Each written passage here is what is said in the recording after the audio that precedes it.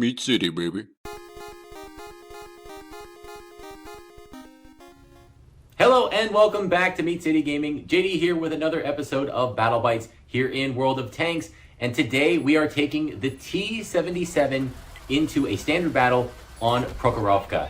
And the T77, I don't think I have a video of this tank on the channel yet. I think this is the first video on the channel. And I'm a little confused because I had a really good battle in this tank and the capture failed. So I didn't get to put a video together and put it on the channel, and I think that was the only other time that I had some good footage of this tank. So this was not quite as good as that other battle, but still a good battle that really shows this tank off. So I wanted to take advantage of the good result here and use it to have the debut of this tank on the channel.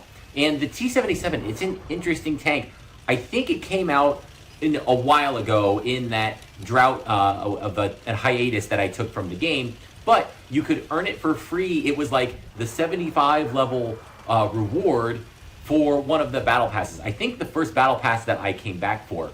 And the really cool thing is that same battle pass got you not only the tank, but a skin for it. So this was the first skin that I had seen. I don't think they had any in the game before I took my break. And so I got the tank and a really cool look for it at the same time. So I thought that was great. So the T77, it's one of these weird tanks for me because I feel like I should really enjoy it. I loved the T57 Heavy. It was one of the first tier 10 tanks that I went for. And the T77, if you look at it on paper, it's kind of just a mini T57 Heavy down here at tier 8. And for the most part, I think that comparison is pretty accurate. And you can see here, we're unloading our first clip. And we've got an object 77-2 on the enemy team. We're trying to get in position up the hill, and thankfully a Leopard Prototype A drives and crosses. We have a good timing on that shot, and we put 1 out of the 3 shots of that clip into where we're going, and we start our reload. And that's one of the differences about this tank, right? In comparing it to the T57 Heavy. The T57 Heavy, I used to have decent armor from the front. The turret was pretty good because it has that super weird shape. You could bounce some shots, but now there's so many high explosive rounds and big penetration rounds. I don't think it holds up anymore from an armor standpoint, but you do have that 4-shot clip at, what is it, like 390 damage, and then it reloads this 4-shot clip super fast in like 24 seconds. So, you know, you have this super damage potential in that tank, and the T77 doesn't have that. Now, before we get to why that is, we see this is what the tank is good at. An IS driving at us is a tier 8, tier for tier, coming straight at us. We go 1-2 shots in, and boom, he's gone in rapid succession, and we withdraw. We did take a hit, I think, while we were up there, but you saw we bounced a shot or 2 off the turret.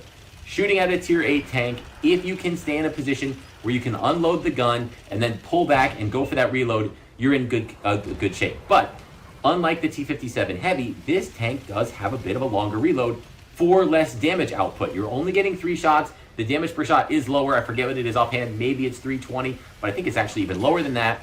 So you get 3 shots, and then you've got this like 30-second reload. But again, when it works, it's beautiful. Here's a Type 59. He was over the hill, and we had just enough pretty good gun depression on this tank to put in 1, 2, 3 shots in a row, take that tank out. He was on most of his health. I don't think quite full health when we had that engagement, but boom, he's out of there. Slight mistake, this tank can punish. If it's a tier 8 or lower, if it has the opportunity to shoot, and again, because we're on the hill on Prokhorovka, we poked up, take our shot, sit back, and we go for our, once again, that 30-second or whatever it is, reload. And with that, we win the hill. So yeah, 32.8 seconds or whatever it was there for that reload. And I do have some equipment on this tank, right? I'm not running this naked by any means. I forget what the commander is. I think I switch a good commander in and out of this tank. Maybe not my best, so you could obviously make the stats a little bit better. But you can see it doesn't have that punch. The danger of the T57 Heavy is wham, it hits you really hard, and then it's ready to load before you get too many shots off if you try to push in on it while it's going for that full clip. Not the case. If the T77 takes a shot at you or 2, you know at most they've got 1 left, and if they're gonna go for a reload, it's gonna be a long one. So you can really push on this tank and punish it if you're counting the shots and if you know when it's close to a reload. And the other mechanics or abilities of this tank they're okay. They're workable. It's a good tank. It's a fun tank. I do enjoy it. But if you're asking me, would I rather play this or would I rather play the Barask? Yeah, it's the Barask every time, right? That's a 2-shot clip, a little bit less damage, but the shots go out faster. The reload for the clip is way better. The mobility of the tank is way better.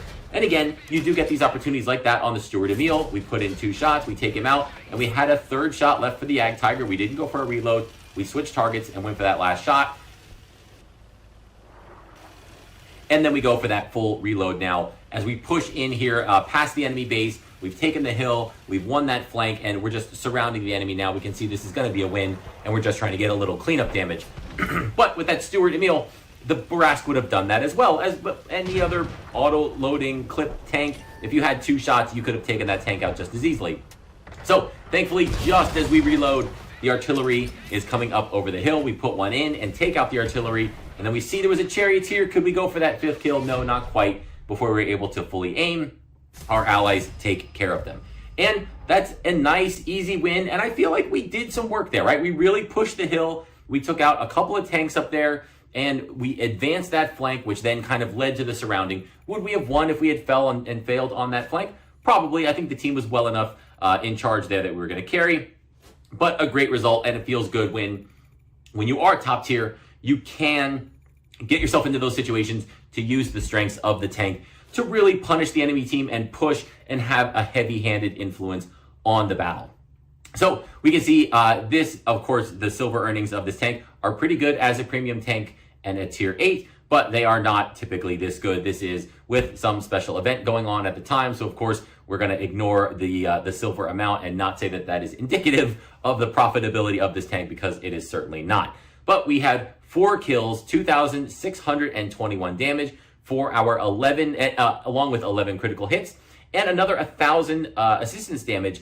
That was probably some spotting damage. We can take a look in the performance there. I don't know if I take a look at what the breakdown was for that assistance damage, but a nice even 1,000 damage there. And I think we blocked 1 shot for that 250 blocked damage. And we even had 2 detections, which again, I think probably came from our time battling it out on the hill.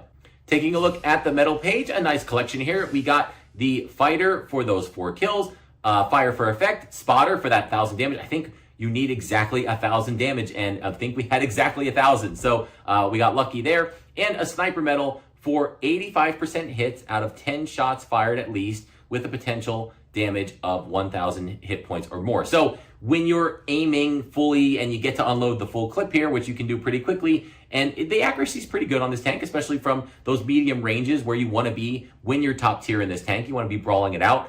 Pretty easy to pick up accuracy medals such as the sniper, and all of that comes together in the form of a first class mastery badge. I do not think that I have gotten an ace tanker in this yet. I haven't played a whole lot of battles. Again, I have those other premium tanks. If I want to play a tier 8, if I want to earn silver, am I gonna pick this tank?